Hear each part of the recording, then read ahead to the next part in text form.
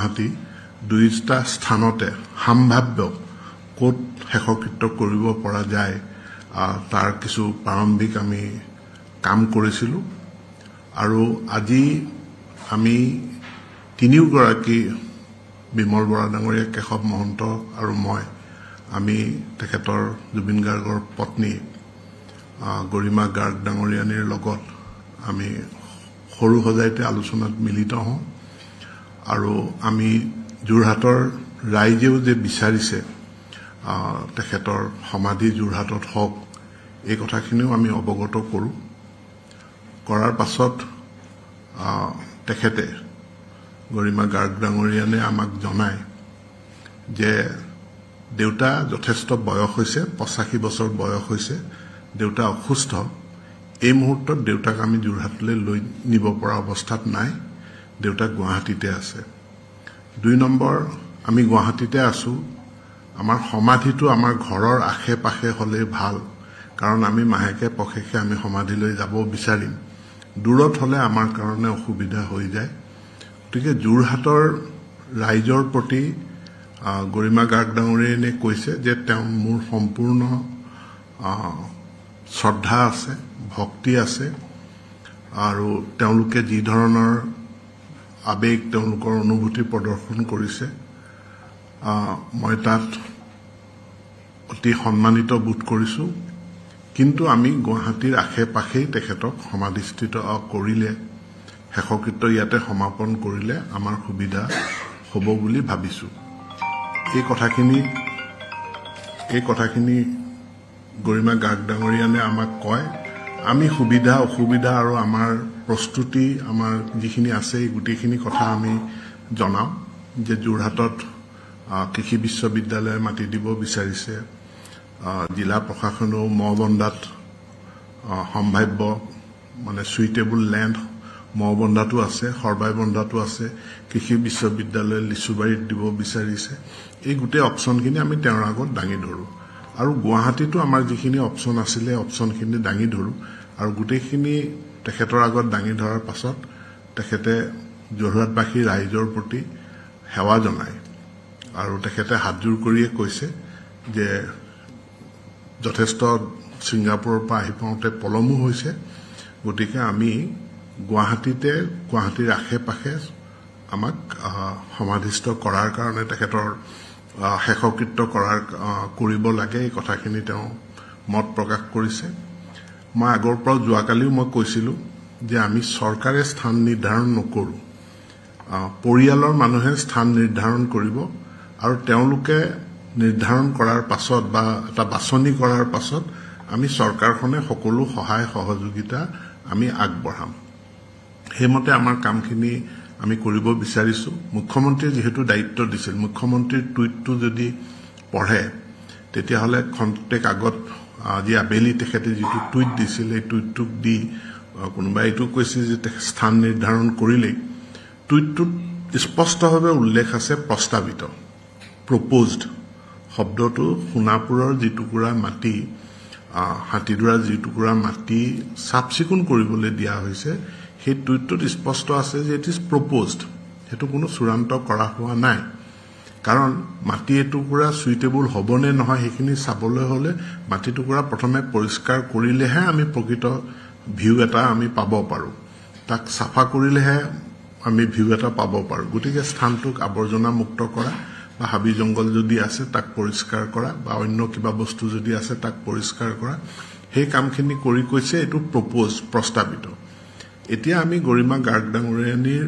মনৰ কথাখিনি তেখেতে হাতজোৰ কৰি অসমবাসীলে সেৱা জনাই পেলে কৈছে যে আমি গুৱাহাটীৰ সকলোৰে সুবিধা হোৱাকে গুৱাহাটীৰ আশে পাশে বিচাৰিছো সেই কথাখিনি আমি কন্টেক্ট পাছতে কেবিনেট বৈঠক আছে মাননীয় মুখ্যমন্ত্ৰীক আমি অৱগত কৰিম আৰু তাতে এটা চূড়ান্ত সিদ্ধান্ত গ্ৰহণ কৰিব এই মুহূৰ্তত আমাৰ লগত বিমল বৰা ডাঙৰীয়া তেখেতো আলোচনাৰ সময়ত আছিল কিন্তু তেখেতে দায়িত্বত সৰু সজাইতে আছে তাতে তেওঁ দায়িত্ব পালন কৰি আছে তেখেত প্ৰেছ কনফাৰেন্সখনত থাকিব পৰা নাই কেশৱ মহন্ত ডাঙৰীয়া আৰু মই আছো আপুনি যদি কিবা কয় মোক আৰু আটাইখিনি কোৱা হ'ল কিন্তু সকলোকে ডাঙৰ কথাটো যে যোৰহাটবাসীয়ে খুব বিচাৰিছে এটা সমাধি ক্ষেত্ৰ হওক বা তাত এটা আপোনালোকৰ শেষকৃত্য সম্পন্ন কৰা হওক যোৰহাটবাসীৰ আশা আৰু উজনি অসমৰো আশা প্ৰকাশ কৰিছে মই কৈ আছো অকণমান ৱেইট কৰা চক শেষকৃত্য এঠাইতেই হ'ব কিন্তু স্মাৰক বা অন্য কিবা কিবি আমি বেলেগ বেলেগ স্থানতো কৰিব পাৰোঁ কিন্তু এটা পাৰ্থিৱ শৰীৰ নশ্বৰ দেহ আমি এঠাইতে আমি শেষকৃত্য কৰিম আৰু সেইটো পৰিয়ালে যি বিচাৰিছে পৰিয়ালৰ সিদ্ধান্ত বা তেওঁলোকৰ চইচ মতে কৰিম তাত আমি চৰকাৰ হিচাপে আমি কোনো হস্তক্ষেপ কৰিব নাযাওঁ বা আমি কোনো সিদ্ধান্ত নলওঁ কিন্তু আমি আমাৰ পূৰ্ণ সহায় সহযোগিতা আমাৰ যিমানখিনি কৰিব লগা আছে গোটেইখিনি কৰিম এইটোহে আমি জনাইছো আৰু যেহেতু তেখেতৰ পত্নী তেখেতৰ ভগ্নী মানে পামি গাৰ্গ ডাঙৰীয়া বৰঠাকুৰ ডাঙৰীয়ানীৰ লগতো মই নিজে আলোচনা কৰিছো তেখেতৰ পিতৃৰ লগতো মই সাক্ষাৎ কৰিছো আৰু তেখেতৰ খুৰাক মনোজ বৰঠাকুৰ তেখেতৰ লগতো মই নিজে আলোচনা কৰিছো আৰু আটাইকেইজনৰ মতামতটো হ'ল যে গুৱাহাটীৰ আশে-পাশে সেইকাৰণে আৰু এই কথাখিনি যেতিয়া আজি মই গোটেই কথাখিনি মই যোৰহাটৰ ৰাইজৰ আশা আকাংক্ষাৰ কথাখিনি যেতিয়া মই গৰিমা গাৰ্গ ডাঙৰীয়ানীক জনাইছো তেখেতে হাতজোৰ কৰি কৈছে মই তেখেতসকললৈ যোৰহাটবাসী ৰাইজলৈ মোৰ সেৱা জনাইছো মোৰ শ্ৰদ্ধা জ্ঞাপন কৰিছো কিন্তু আমি গুৱাহাটীৰ আশে-পাশে বিচাৰিছো দেউতাক এই মুহূৰ্তত আমি যোৰহাটলৈ লৈ যাব পৰা অৱস্থা নাই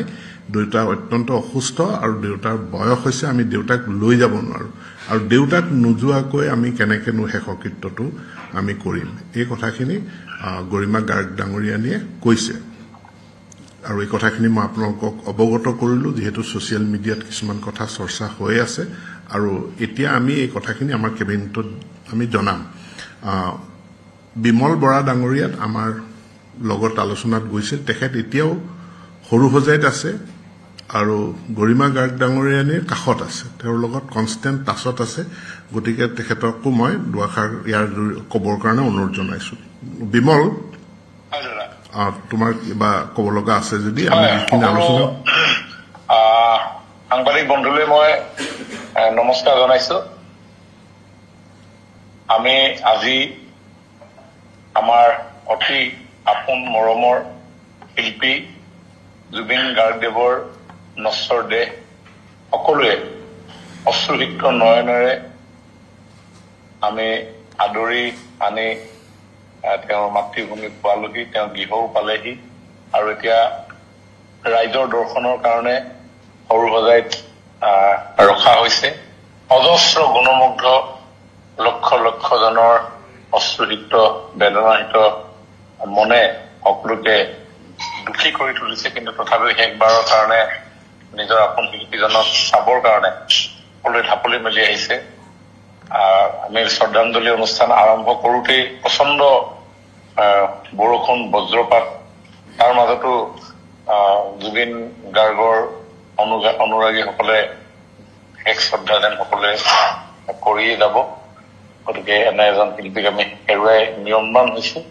আৰু নিশ্চিতভাৱে ইতিমধ্যে ৰণোজ পেগু ডাঙৰীয়াই আজি আমি তিনিজন কেবিনেট সতীৰ্থক মাননীয় মুখ্যমন্ত্ৰী ডাঙৰীয়াই যিটো দায়িত্ব দিছিলে জুবিন গাৰ্গদেৱৰ অন্তিম সৎকাৰস্থলী অনুষ্ঠানত হ'ব মুখ্যমন্ত্ৰী ডাঙৰীয়াই ইতিমধ্যে কৈছিলেই যে ৰাইজ আৰু পৰিয়ালৰ ওপৰত ভিত্তি কৰি গোটেইখিনি আগবাঢ়িল আৰু সেই হেতু আমি পৰৱৰ্তী সময়ত বিভিন্ন দল সংগঠন সাহিত্য সভা অসম সকলো ছাত্ৰ সন্থা ইত্যাদিসকলৰ লগত আমি কথা আলোচনাত বহিলো আৰু অন্তিম পৰ্যায়ত গোটেই বিষয়খিনি যেতিয়া পৰিয়ালৰ ওচৰত আমি আগবঢ়ালো ৰণোজ পেগু ডাঙৰীয়া যোৱা কালিও তেওঁলোকৰ গৃহলৈ গৈছিলে আৰু আজিও আমাৰ সৰুহজাইত তিনিজন মন্ত্ৰীসভাৰ সতীৰ্থই জুবিন গাৰ্গ ডাঙৰীয়াৰ পৰিবাৰৰ লগত আমি আলোচনাত মিলিত হলো আৰু তেওঁ গুৱাহাটীতেই শেষ সৎকাৰ কৰাৰ কথা আমাক অৱগত কৰিছে আৰু এই গোটেই বিষয়টো আমি এতিয়া কেবিনেটত উত্থাপন কৰিম গতিকে মই যিহেতু তাতে নাই গতিকে মই ভাৰ্চুৱেলি আপোনালোকৰ লগত অডিঅ' জৰিয়তে আপোনালোকৰ লগত সংযোগ স্থাপন কৰিলো হ'ব থেংক ইউ গতিকে এই কথাখিনিকে আমি এতিয়া কেবিনেটত জনাম মাননীয় মুখ্যমন্ত্ৰীক জনাম খুব জল্পনা কল্পনা আছিলে ক'ত হ'ব যে আপোনালোকৰ কথাৰ পৰা যিখিনি গম পোৱা গ'ল যে গুৱাহাটীতে হ'ব আৰু কেবিনেটটো কেৱল আনুষ্ঠানিকতা গুৱাহাটীটোৱে হ'ব সোণাপুৰ ঠিক নহয় আমি যিটো জায়গা চাইছো টেপেচিয়া কি কয় কমাৰকুচি হয় কমাৰকুচি হাতীমুৰা দিচাং ৰিসৰ্টখন পাৰ হৈ 100 মিটাৰ মান গৈ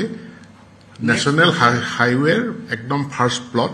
তাতে 10 বিঘা মাটি অসম চৰকাৰে একুইজিশন কৰিছে তাত নাৰ্সাৰী এখন আছিলে নাৰ্সাৰীখন স্থানান্তৰিত কৰা হৈছে আৰু এটা অংশ মাটি অসম চৰকাৰে একুইজিশন কৰিছে একুইজিশন নোটিছ ইতিমধ্যে ইস্যু কৰিছে যাতে গোটেই বস্তুটো ৰেডি হৈ থাকে আৰু হেতু ফাৰ্ষ্ট প্লট হয় 10 বিঘা মাটি আৰু মানে পিছফাললৈ পাহাৰ আছে তো আমি কথাখিনি ইয়াৰো ডিটেইলছ ৰিপৰ্ট তাৰ ফটোগ্ৰাফি ভিডিওগ্ৰাফি আমি কেবিনেটত দাখিল কৰিম থ্যাংক ইউ